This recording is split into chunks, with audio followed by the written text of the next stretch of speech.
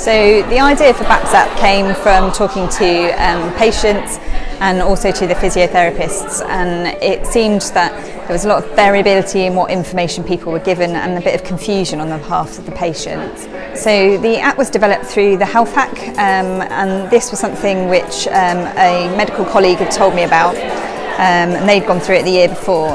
Met with technology firms and people working in different industries, and it made you really think about what we wanted to achieve, and then it was really interesting to talk to people to see if that could actually be made into a reality, and it's definitely exceeded my expectations. The app is designed to support patients with their physical activity exercises after their breast surgery, with the aim of reducing the number of urgent referrals to physiotherapy prior to radiotherapy. So often patients are left, unfortunately, with reduced function of their shoulder after surgery, which can then have a knock-on effect with a delayed radiotherapy position.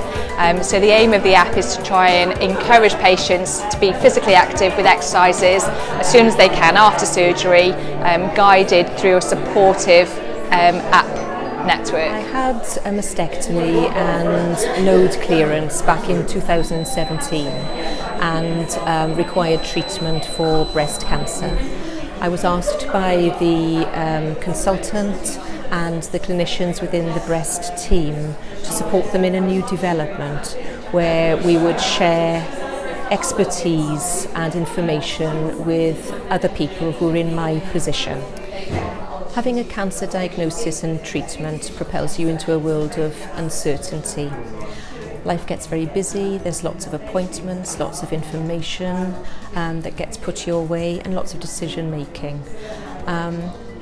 Loss of control, unfortunately, comes alongside that, and with loss of control you often lose confidence. For me, it was really important to regain some control.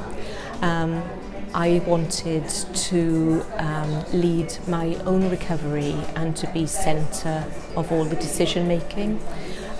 This app will allow me to do that because I'm able to access the best information and apply it at the right time in order for me to access the right treatment.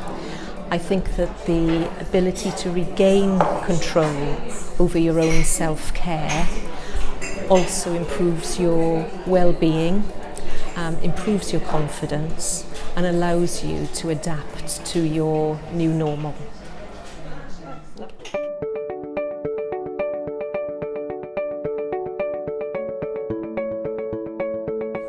I think the app is going to be really useful for women going through breast cancer treatment diagnosis, not even just women, men as well. Just because when I was going through all of my treatment, when I had surgery, I was given the form of my exercises to do to try and prepare me for radiotherapy, for future treatments.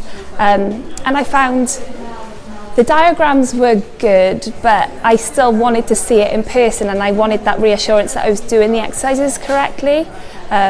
So for me personally, I'm a bit more of a visual learner. So being able to see the exercises in person, at home, in the comfort of your own house, I think it's just an amazing idea, and should hopefully help many people with their breast cancer treatments. Myself personally, because I Googled a lot to find out information and how to deal with the after effects, and found it really helpful.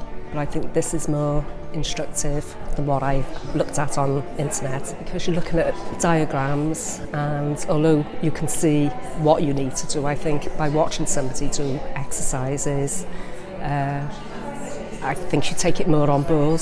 So I'm really excited about BAPs App and its use in Wales. At first we've concentrated on the southeast because that's where we're based, but we'd like to roll it out across Wales. It's bilingual, so hopefully no one will be disadvantaged, and it would be really great to have collaboration through all the different health boards that all treat people with breast cancer and can give out the same information, and patients can get feedback, and also contribute to our YouTube channel, which will be specifically aimed at patients being treated for breast cancer in Wales.